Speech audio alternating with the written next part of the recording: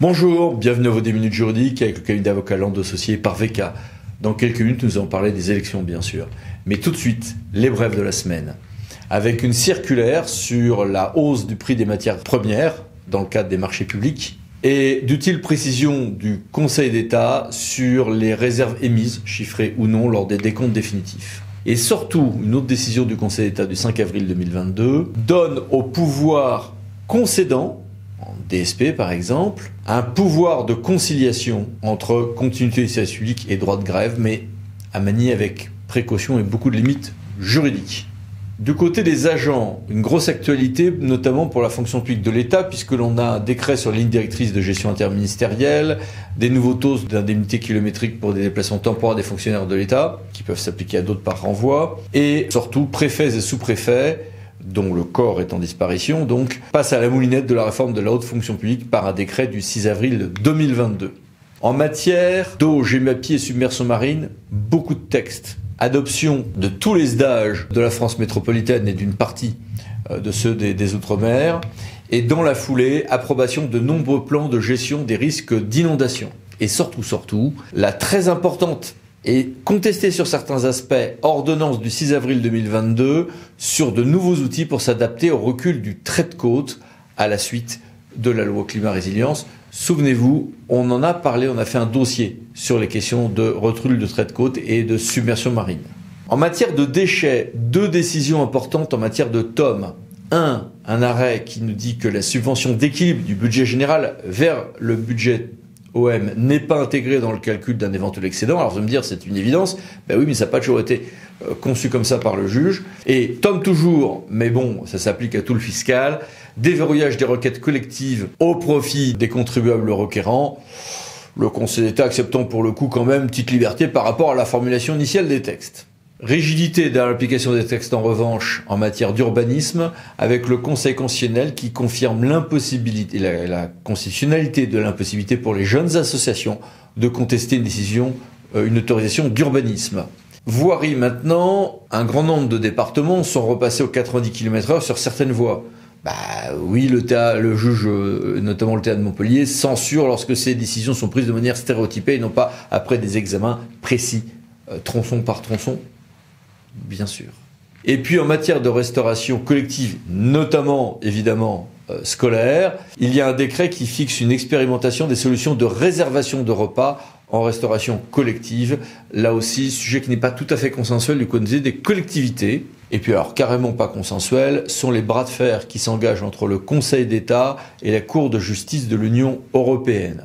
Le Conseil d'État, par une décision du 1er avril, une inspiration poissonnière ce jour-là, a décidé d'avoir la facétie de ne pas vouloir appliquer ce qui est le mode d'emploi fixé par la Cour de justice de l'Union européenne sur les moments où il faut poser des questions préjudicielles à la dite Cour de justice de l'Union européenne, s'autorise sous quelques ajustements à être le juge de ses propres éventuels dommages causés par ses refus. Ce qui, de la part du Conseil d'État, peut sembler être une petite rébellion.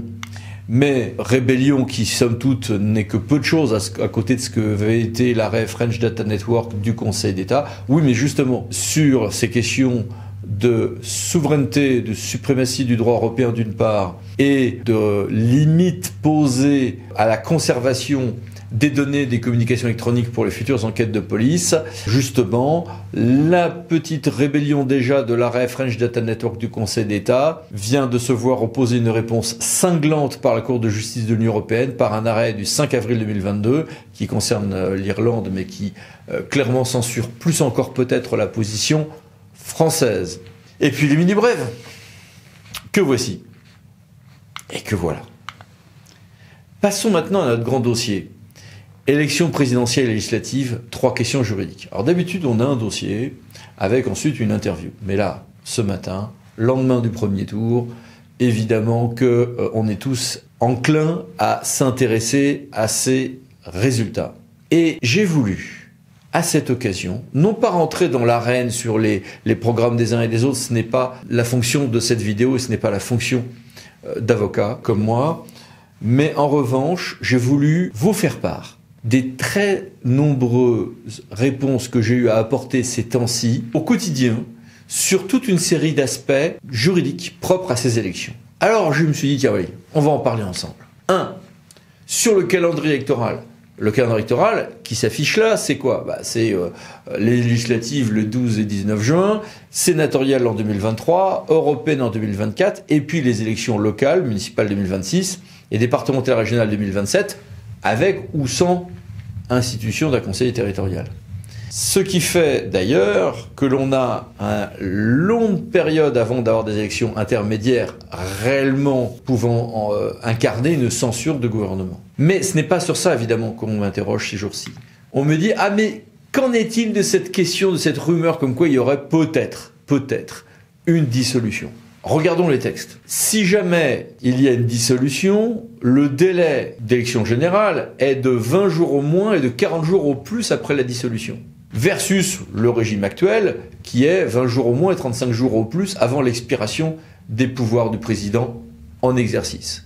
Ça veut dire que le gain serait de quoi? Allez, à peu près 15 jours. Il y a différentes manières d'essayer de tirer le calendrier pour toute une série de conséquences politiques, de débats, de fragilité en contentieux électoral. Donc, au-delà du fait que cette hypothèse a été présentée comme improbable par le président de la République en exercice lui-même, on est sur une hypothèse qui changerait le calendrier de 15 jours. Donc oui, on en a beaucoup parlé, oui, une note est sortie des services de l'Assemblée nationale sur ce point, mais ça reste peu probable et ça ne changerait que de 15 jours.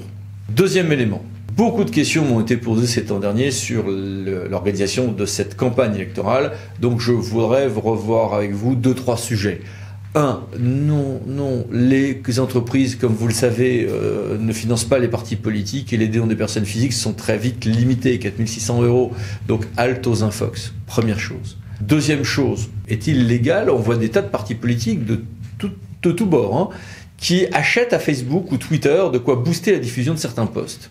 C'est légal ça? La réponse est non. Alors pourquoi ils le font? Parce que les sanctions pénales ne sont mises en œuvre que dans des cas beaucoup plus gros, pour des dépenses beaucoup plus grosses, et que le juge ne va pas estimer que cela change quelque chose de manière notable au résultat de l'élection. Probablement, en tout cas d'habitude il ne le fait pas, et que ne pas avoir pris en compte dans les comptes de campagne ces sommes qui sont modiques, en réalité ne change pas grand-chose. Donc, est-ce que c'est illégal? Oui. Est-ce que c'est censuré? Pas vraiment. Est-ce que c'est satisfaisant? Sans doute que non. Et puis, même raisonnement, mais avec quelques différences, sur les véhicules de publicité électorale. Certains candidats, notamment un candidat important, a utilisé, une candidate, des véhicules de publicité électorale qui se déplacent. Là, c'est clairement interdit, non pas pour les règles que je viens d'évoquer, mais pour des raisons de règles relatives à l'affichage sauvage. C'est illégal, le Conseil d'État l'a clairement posé le 30 décembre 2021. C'était pas nouveau d'ailleurs. Ce qui se passe, c'est que, est-ce que ça suffit pour changer les résultats de l'élection? À voir au contentieux électoral. Rarement sur une très grande élection comme l'élection présidentielle. Ceci dit, ça fait une très grosse dépense, qui elle n'est pas prise en compte dans les comptes de campagne, et qui, surtout, peut entraîner, dans certains cas, du pénal. Je vous ai mis toute une série de détails là. Donc là, pour le coup, on est sur un jeu avec les frontières juridiques qui est beaucoup plus dangereux en électoral, en financier et en pénal. C'est beaucoup plus surprenant de voir des candidats tenter pareille aventure juridique.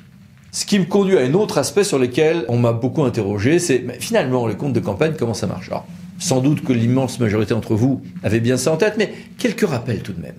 Les recettes ne peuvent être que les prêts, les dons des partis politiques, où il y a un régime d'association de financement électoral aussi, et puis les dons des particuliers que j'ai évoqués tout à l'heure et qui sont plafonnés.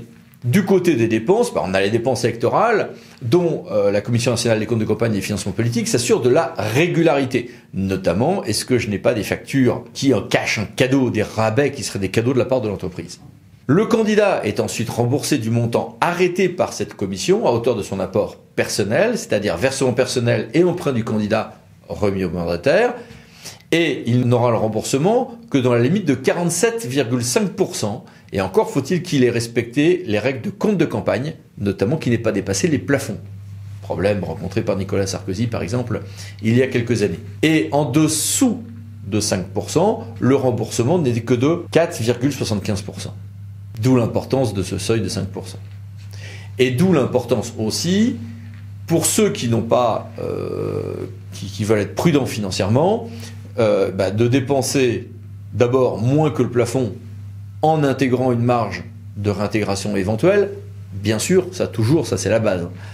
Et de ne pas dépenser plus que ce qu'on aura comme remboursement, ou comme don, comme apport. Donc ça veut dire qu'on prend le plafond, et on essaie de dépenser pas plus que ces fameux 47,5%, plus les montants qu'on a récupérés des partis politiques, et qui ont eu des financements même très contrôlés, et des dons des particuliers. Voilà, c'est comme ça que ça marche. Ces partis eux-mêmes sont financés notamment à proportion du nombre de députés.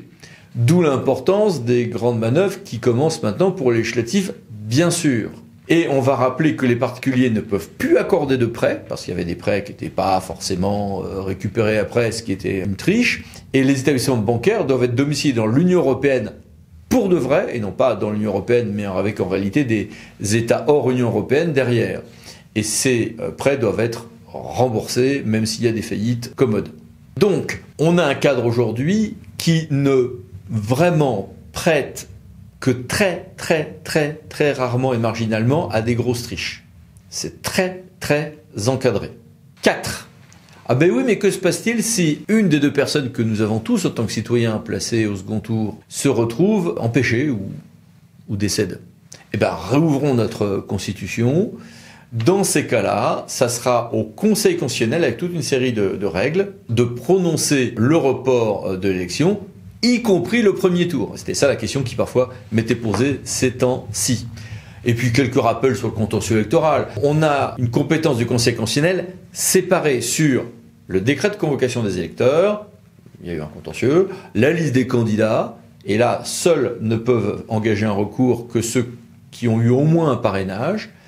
Il y a ensuite le contentieux électoral classique sur le résultat du premier et second tour, et un autre type de contentieux sur les décisions de la Commission nationale des comptes de campagne et des financements politiques dans un délai d'1 mois, et seuls les candidats concernés peuvent attaquer. D'ailleurs, il y a eu quelques décisions récentes sur la liste de candidats.